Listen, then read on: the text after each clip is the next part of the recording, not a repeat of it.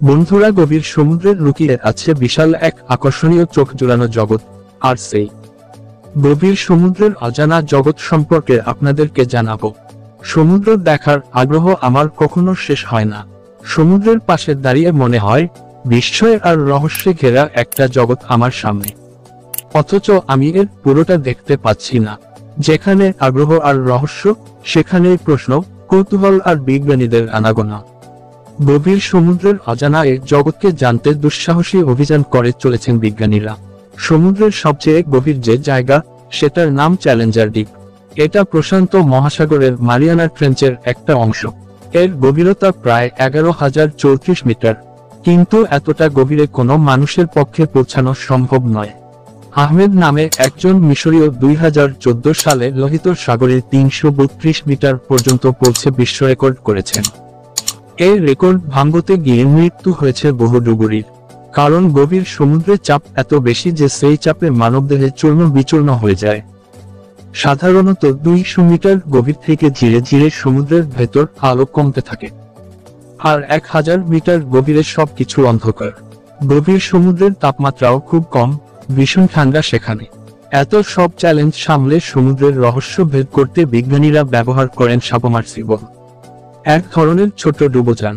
বিজ্ঞানীরা যখন জাহাজে করে সমুদ্র অভিযানে বের হন, তখন তাদের জাহাজে আরো অনেক যন্ত্রপাতির সঙ্গে অনেক সময় সাবমার্সিবলও থাকে। সমুদ্রের একটা নির্দিষ্ট জায়গায় পৌঁছে জাহাজ থেকে একে সমুদ্রে পাঠানো হয়। গভীর সমুদ্রের পানি এবং সমুদ্রের তলদেশের উপাত্ত সংগ্রহে এরা দারুণ কাজ করে। তবে সাবমার্সিবল আর সাবমেরিন আসলে এক নয়। সাবমেরিন সাধারণত আকারে বড় হয়, এতে যথেষ্ট পাওয়ার এবং গ্যাস সরবরাহের ব্যবস্থা থাকে। কাজেই একটা বন্দর থেকে যাত্রা শুরু করে আবার স্বাধীনভাবে সেখানে ফিরে আসতে পারে। কিন্তু সাবমার্সিবলের একটা সাপোর্ট সিস্টেম অথবা জাহাজের দরকার হয়। সাবমার্সিবলে still camera, video camera, light, উপাত্ত এবং নমুনা সংগ্রহের জন্য প্রয়োজনীয় যন্ত্রাংশ, কোনো কিছু ধরার জন্য হাইড্রোলিক বাহু, সোলার সিস্টেম, লেজার সিস্টেম, বিভিন্ন সেন্সর সহ অনেক কিছু থাকতে পারে। প্রিয় বন্ধুগণ, সাবমার্সিবল আলভিন। সাবমার্সিবল সাধারণত 3 ধরনের হয়: human occupied vehicle, HOV, remotely operated vehicle, ROV, এবং autonomous underwater vehicle, AUV। HOV র নাম থেকে বোঝা যায় এর ভেতরে মানুষ থাকতে পারে, কিন্তু ROV এবং AUV-তে কোনো মানুষ থাকে না। এসব সাবমার্সিবলের কারণে হাইড্রোথার্মাল ভেন্ট, যেখানে সমুদ্রের পানির তাপমাত্রা প্রায় 400 ডিগ্রি সেলসিয়াস, টাইটানিক জাহাজ, মারিয়ানা ট্রেঞ্চ সহ আরো নানা অভূতপূর্ব বিষয় সম্পর্কে আমরা জানতে পারছি।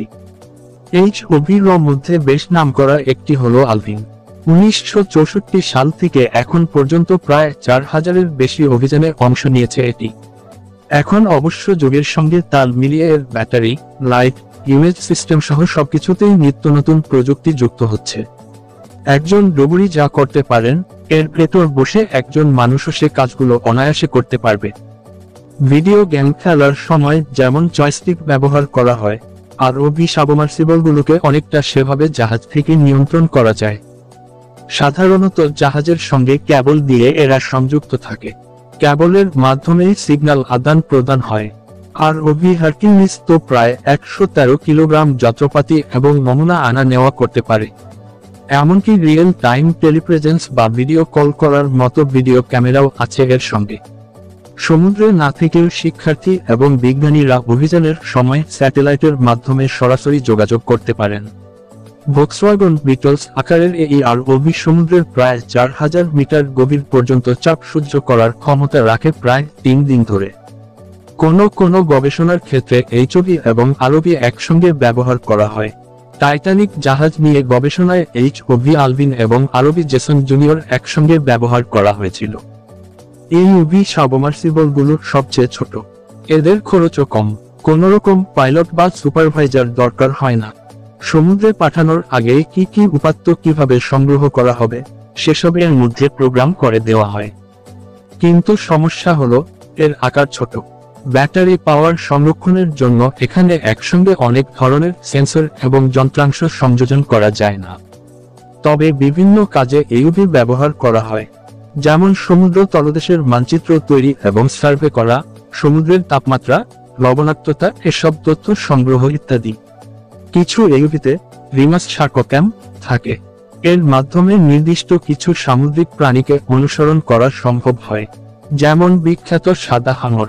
এছাড়া স্প্রে গ্লাইডার সমুদ্রের তাপমাত্রা, চাপ, লবণাক্ততা, সমুদ্র স্রোত, সামুদ্রিক ক্লোরোফিল এবং বিভিন্ন রাসায়নিক উপাদানের তথ্য উপাত্ত সংগ্রহ করতে পারে। সমুদ্র গবেষণায় বিভিন্ন ধরনের সাবমার্সিবলের ব্যবহার দিন দিন বেড়ে চলেছে।